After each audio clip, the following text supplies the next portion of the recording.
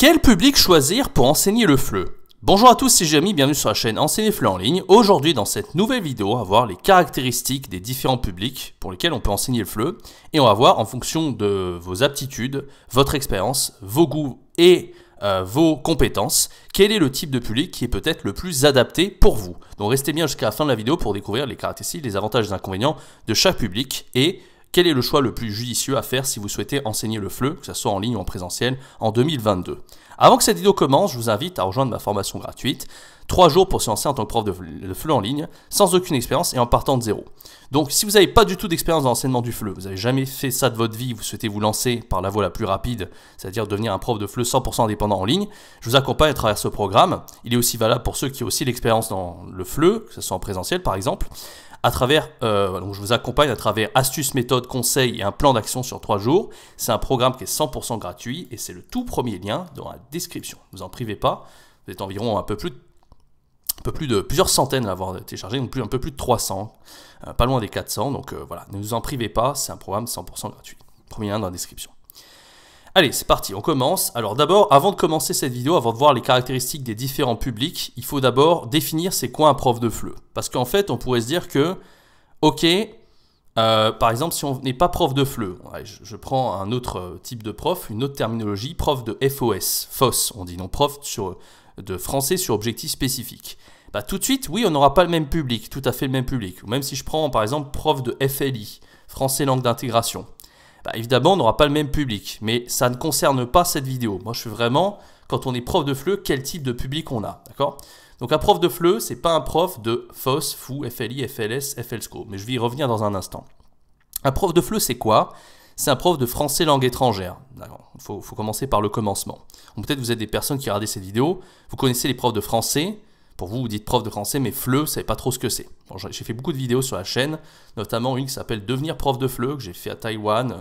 Je vous mets le lien en haut à droite de l'écran si vous êtes intéressé. Je définis par contre quels sont les différents statuts du prof de FLE, comment devenir prof de FLE et qu'est-ce qu'un prof de FLE. Alors, un prof de FLE, déjà, c'est une personne qui enseigne aux étudiants allophones. Alors, les étudiants allophones, ce sont des personnes donc, qui ont une langue maternelle différente de celle du français et qui n'ont aucun lien avec le français comme langue vivante, ou avec la France, d'accord? Si par exemple je prends des personnes qui apprennent le français au Sénégal, tout de suite, moi je vais enseigner aux Sénégalais, je ne serai pas un prof de FLE. Pourquoi? Parce que les Sénégalais, même si le français c'est pas leur langue maternelle, c'est ce qu'on appelle la langue seconde. Donc on sera un prof de FLS, d'accord? Parce qu'au Sénégal, le français c'est la langue officielle, mais c'est pas la langue maternelle des Sénégalais. C'est-à-dire qu'en fait ils l'apprennent à l'école de façon académique.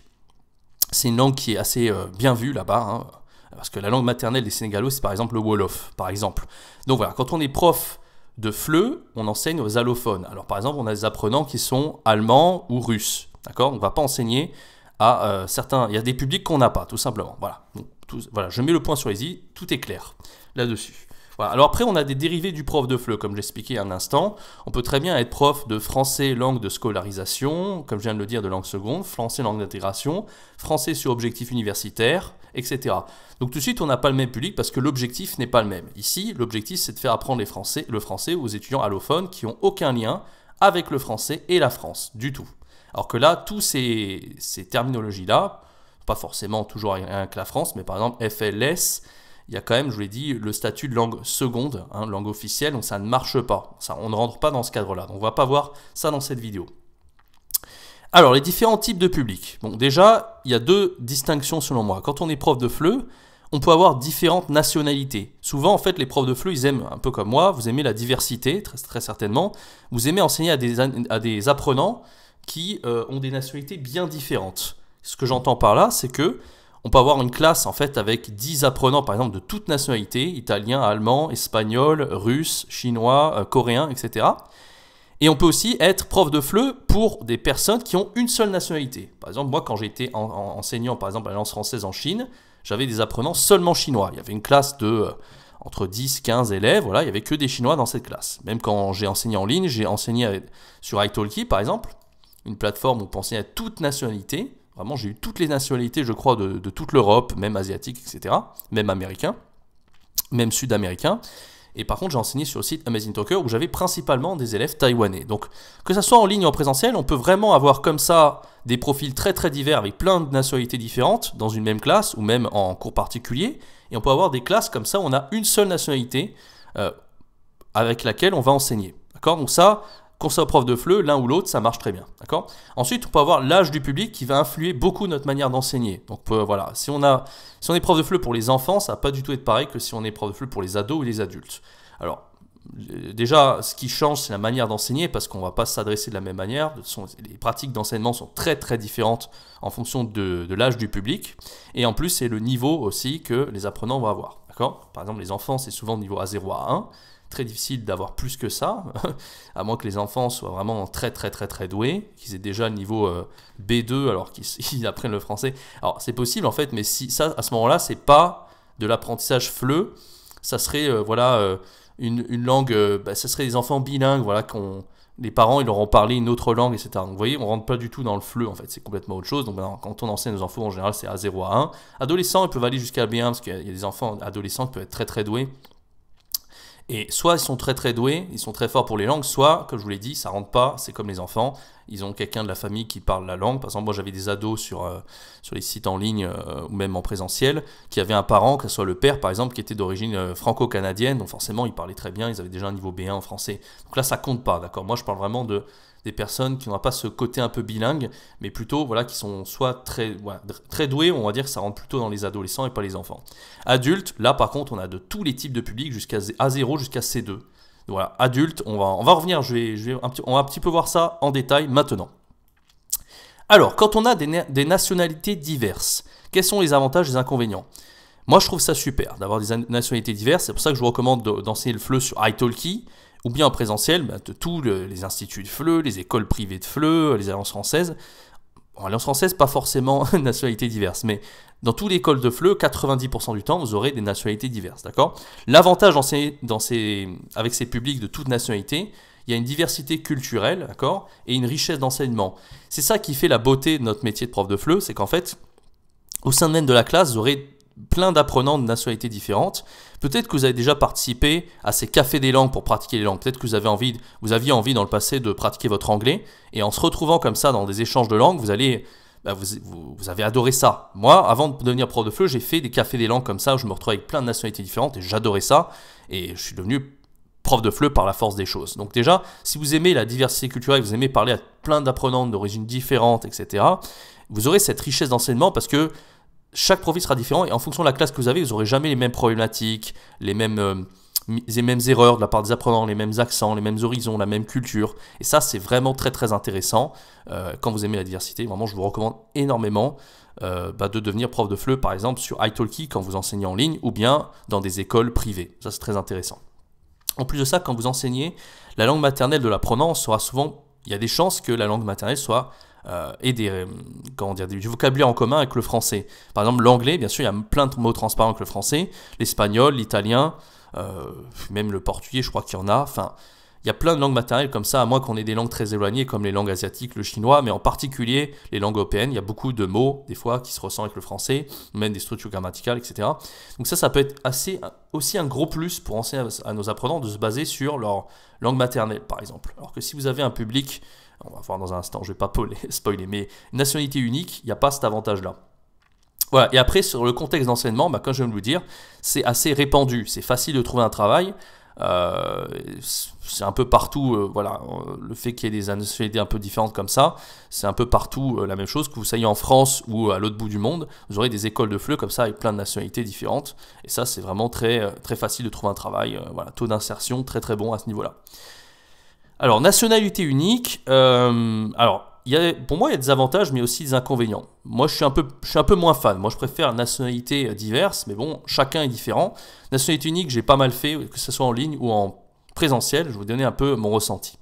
Alors déjà, ce qui est difficile, ça dépend quelle nationalité unique vous avez. Par exemple, si vous enseignez sur les îles Canaries où ils parlent tous espagnol, vous n'aurez pas ce problème-là. Mais par exemple, moi, j'ai enseigné en Chine, Alliance française, c'était très difficile et c'est pour ça d'ailleurs qu'on se mettait en binôme avec des profs de chinois qui eux commençaient les premières leçons à partir de la langue maternelle, donc le chinois, parce que c'était des apprenants, des profs chinois, parce que souvent Si l'apprenant n'a pas de langue maternelle proche de la vôtre, en l'occurrence là c'était les apprenants chinois, ils vont rien comprendre au niveau A0 si vous leur enseignez, même si vous faites des dessins de je sais pas quoi.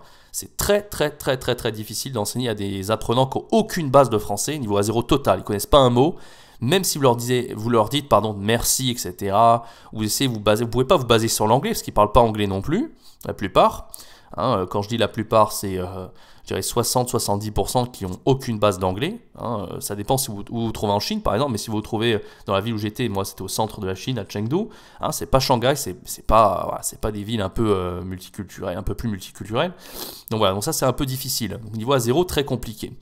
Ensuite, alors l'avantage, par contre, maintenant je vais parler de l'avantage, c'est que si vous avez toujours le même public, ça va être plus facile de se roder sur le long terme. Ça va toujours être les mêmes erreurs qui vont revenir. Peut-être que vous, entre-temps, vous allez un petit peu mieux connaître la langue maternelle de ces apprenants-là, et ça va devenir de plus en plus facile pour vous. Mais le problème, c'est que c'est beaucoup plus répétitif. Comme je vous l'ai dit il y a un instant, quand vous avez des nationalités différentes, au moins, vous n'avez jamais cette routine de votre boulot, vous avez toujours des nouveaux étudiants, vous avez toujours des nationalités différentes, alors que quand vous avez les mêmes élèves tout le temps, ok, vous connaissez mieux votre public, vous êtes beaucoup plus rodé, mais vous avez ce côté un petit peu routine, répétitif qui s'installe. D'accord ? C'est pour ça que d'ailleurs, quand on enseigne le français langue maternelle, hein, quand on l'enseigne à l'éducation nationale, on a toujours le même public. Alors, c'est bien, on connaît bien son public, mais à un moment donné, c'est vrai que c'est tout le temps les mêmes erreurs qui reviennent. Ça, c'est un petit peu, bon, langue maternelle, c'est peut-être pas le meilleur exemple, mais vous avez très bien cet exemple des Français qui apprennent le français quand ils sont plus jeunes et qui font toujours un petit peu les mêmes erreurs, hein, le S à la troisième personne, parce qu'en français, il n'y a pas cette logique-là. Enfin bref, je ne vais pas rentrer dans le détail. Voilà, et le contexte d'enseignement est un peu moins répandu, c'est plus difficile de trouver des contextes de FLE à nationalité unique. Alors à moins que vous ayez dans les pays, comme j'ai dit, là j'ai donné l'exemple du Sénégal, mais à ce moment-là vous n'êtes pas prof de FLE, vous êtes prof de FLS, donc tout dépend. Mais si vous travaillez à l'Alliance française dans un pays, vous aurez une nationalité unique, donc quand je dis moins répandu, dans un sens, oui, si vous enseignez en ligne, il y aura plus de nationalités différentes, comme sur italki par exemple, mais vous pouvez toujours trouver une niche. Hein. De toute façon, sur AmazingTalker, il y avait beaucoup d'apprenants taïwanais, moi que j'ai eu. Voilà, si vous allez en Chine, en Alliance française ou je ne sais où, vous aurez, ou même en Inde ou je ne sais pas où, vous aurez toujours une nationalité unique. Donc, dans un sens, pas forcément moins répandu, mais les nationalités diverses, on va dire, c'est quand même plus facile à trouver avec les écoles privées de FLE, les instituts qui sont quand même très répandues. Allez, on va voir maintenant les différentes façons d'enseigner en fonction du public que vous avez. D'abord, enseigner aux enfants. J'ai la bouche un peu sèche, il faudrait que je boive de l'eau. Alors, comment c'est intéressant d'enseigner aux enfants? Alors, pourquoi c'est intéressant? Moi, j'ai fait une vidéo complète par rapport à ça. Je vous invite à aller la voir. Je vais mettre la fiche en haut à droite de l'écran. Ça s'appelait « Comment enseigner aux enfants » niveau A0, A1. Ce qui est très important, enfin ce qui est très bien quand vous enseignez aux enfants, c'est que vous pouvez prétendre à une rémunération horaire très importante, de 40 € l'heure ou plus. Et ça, c'est vraiment non négligeable, parce qu'en fait, il y a une demande qui est absolument énorme quand vous voulez enseigner aux enfants. Vous pouvez trouver un travail extrêmement facilement, que ce soit à l'étranger ou même en ligne. Il y a énormément de demandes. Tellement de parents en fait qui veulent faire travailler les langues à leurs enfants pour qu'ils apprennent une nouvelle langue tout simplement. Et qu'il y a une demande qui est absolument colossale. D'accord ? En plus de ça, ça c'est les avantages. Hein. La rémunération et le nombre de demandes, ça c'est non négligeable. Donc si vous sentez que vous avez vraiment cette fibre d'enseigner aux enfants, je vous conseille de le faire. Si vous voulez un peu vous former à enseigner aux enfants, je ne suis pas du tout un spécialiste, mais il y a cette vidéo que j'ai faite avec plein de conseils. Elle dure 22 minutes, je résume tout l'enseignement aux enfants, je vous invite à aller la voir. Alors par contre, enseigner aux enfants, c'est assez difficile. Hein, c'est très difficile. Moi, j'ai un truc, moi je les ai eu en présentiel, donc voilà. Je vous évite, je vous passe les détails, mais c'est très fatigant.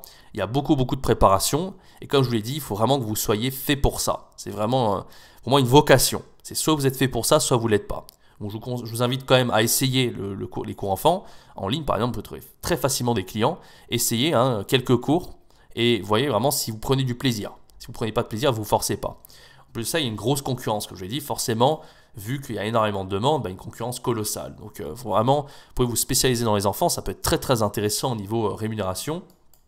Et même, il y en a qui sont passionnés de ça. Hein. Vraiment, il faut de tout pour faire un monde. Mais pour moi, c'est très difficile. Donc voilà, faites-vous votre expérience et voyez si c'est fait pour vous ou pas. En tout cas, je donne énormément d'infos dans cette vidéo. Je vous invite à aller la voir. Allez, enseigner aux ados, donc c'est un peu différent d'enseigner aux enfants. Moi, je l'ai fait, c'est comme ça que j'ai commencé, plus ou moins, à me lancer dans le FLE. J'étais en Allemagne en 2000, c'était quand 2015, fin 2015, ou même début 2016. J'ai commencé à enseigner dans un institut d'aide aux devoirs. Et j'enseigne à partir de l'allemand, en fait, à des jeunes Allemands qui avaient 14 ans, 13-14 ans. Voilà, j'ai commencé comme ça et ça m'avait plu, mais c'était vraiment des ados super, vraiment. Ils étaient vraiment super. Il n'y avait rien à dire. Après, j'ai eu des ados un peu plus tard, en Chine aussi, même en ligne. Et le problème, c'est que les ados, ils sont pas toujours motivés. C'est comme les enfants, en fait. C'est le même problème, c'est qu'ils sont pas toujours très motivés à apprendre le français par eux-mêmes. Parce qu'en fait, c'est les parents qui vont les pousser à apprendre le français. Mais même en Allemagne, j'avais eu ce cas-là. J'avais une fille qui était super, super bien. J'en avais une qui était pas extrêmement motivée non plus, mais qui était quand même intelligente, adorable, etc. Mais ce que je veux dire, c'est que le problème des enfants et des ados, c'est souvent, forcément, c'est pas de leur plein gré. C'est les enfants qui vont leur dire, les parents, pardon, qui vont leur dire, apprenez la langue, etc. Bien sûr, bien entendu. Donc, ils sont pas toujours très motivés. Et vous aurez beau être le meilleur prof du monde, des fois, voilà, il faut faire avec. Il n'y aura pas toujours de la motivation et il y aura les enfants ou les ados qui auront deux de tension. C'est pas toujours cool. D'accord? Donc c'est à vous de voir en fait si vraiment faut vous essayer, voir si ça vous plaît. Mais voilà, il faut faire l'expérience tout simplement. Mais selon moi, les enfants c'est quand même encore plus intéressant que les ados. On va dire qu'on va mettre les ados dans le même panier souvent, mais c'est pas tout à fait les mêmes pratiques d'enseignement. Mais j'en parle dans ma vidéo comment enseigner aux enfants. J'ai donné un petit peu pour les ados aussi un manuel. C'est un peu différent. Mais on va dire qu'il y a beaucoup de pratiques qui se recoupent avec les enfants, mais c'est un peu moins enfantin, bien sûr. C'est un peu moins répétitif, c'est un peu plus quand même dans la pédagogie. On va apprendre et faire enseigner plus de choses. Et on a moins besoin d'être dynamique avec les enfants, on a moins besoin de varier ça avec des jeux et de faire des activités, faire le pitre, etc. On a moins besoin de ça avec les ados. C'est les enfants, c'est un mi-chemin entre les enfants et les adultes, donc forcément c'est un peu un mix des deux. Voilà, et le meilleur, le top du top, enseigner aux adultes, 18 ans et plus, hein, ça peut aller jusqu'à... Ça m'est déjà arrivé d'avoir des personnes de 60, 70 ans qui apprennent le FLE également, c'était pas inintéressant. Alors ça c'est vraiment le gros point fort de notre métier, c'est le fait d'enseigner à des adultes. Alors je dis pas que... c'est vrai que par exemple si vous êtes prof de français langue maternelle, par exemple vous enseignez le français à l'éducation nationale, bien sûr vous pouvez enseigner le français... Alors au lycée, mais c'est pas des adultes, c'est des ados, mais vous pouvez enseigner par exemple en classe préparatoire ou à la fac, le français, bien sûr, c'est un peu différent quand même. C'est très poussé comme enseignement, ça ne sera pas du FLE. Bon, vous voyez ce que je veux dire.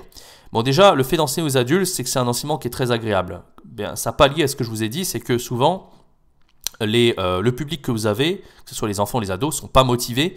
Ce n'est pas eux qui vont payer de leur poche pour avoir des cours. Alors que quand vous enseignez aux adultes, très souvent, ce sont les adultes en fait qui sont motivés par eux-mêmes pour aller prendre des cours de français. Donc c'est eux qui payent de leur poche, c'est vraiment eux qui ont pris la décision et qui sont motivés d'apprendre cette langue. D'accord? Bon, il y a des exceptions. Hein. En école de FLE, j'ai déjà vu des fils à papa, c'est des adultes, hein, et c'est les parents encore qui les envoient pour prendre des cours. Bien sûr, ça existe, mais c'est quand même très minoritaire par rapport aux enfants et aux ados. D'accord? Donc les étudiants sont motivés, comme je le disais. Ça donne lieu à des cours passionnants, des cours de conversation en particulier, parce qu'on a plein de nationalités différentes, on a plein d'horizons différents et on a plein de points de vue et vraiment on fait des débats, etc. avec des gens qui sont extrêmement cultivés, tous les profils, hein, des ingénieurs, des médecins, des architectes, j'ai même eu moi des artistes, j'ai eu des acteurs, j'ai eu que sais-je, j'ai eu des musiciens, enfin bref, il y a vraiment tout les profils. Et en plus, en fonction de votre popularité, quand vous lancez en ligne, par exemple, vous commencez avec un prix normal hein, d'école de FLE, puis vous montez tranquillement à 30 euros, 32 euros l'heure, 40 euros l'heure. Vous arrivez à avoir un public vraiment comme ça, qui ont les moyens, et c'est souvent des gens, voilà, comme je vous le disais, c'est souvent aussi des personnes, moi j'ai eu des musiciens, des gens d'horizon vraiment très très intéressants, donc ça c'est vraiment super. Et en plus le fait d'avoir, comme je l'ai dit, des gens très motivés, c'est quand même très intéressant. C'est vraiment la grosse différence par rapport à être prof quand vous êtes en FLM, parce que là, non seulement vous avez cette diversité, mais en plus, vous avez des gens vraiment qui sont motivés. Parce que quand vous enseignez en éducation nationale, vous aurez plein de personnes qui ne seront pas forcément motivées pour enseigner, pour apprendre les cours, pardon. Et ça, c'est pas super. C'est pas super parce que voilà, vous faites cours et au final, vous avez l'impression de parler à un mur. Les gens, il n'y a pas de répondant, vous leur posez des questions, ils ne répondent pas, etc. Alors que là, vous faites cours avec des gens vraiment motivés et ça fait toute la différence du monde. Voilà, j'ai un petit peu résumé tout ça. Merci d'avoir suivi cette vidéo. J'avais soif, j'aurais dû boire un peu plus avant de la faire, mais bon, c'est pas grave. Laissez-moi un like si vous l'avez apprécié, si vous avez trouvé que les informations étaient utiles. Activez la cloche, je fais une vidéo par jour sur cette chaîne YouTube Enseigner le FLE en ligne. Voilà, je vous donne rendez-vous à très bientôt pour une prochaine vidéo sur la chaîne. C'était Jérémy, ciao, bye bye.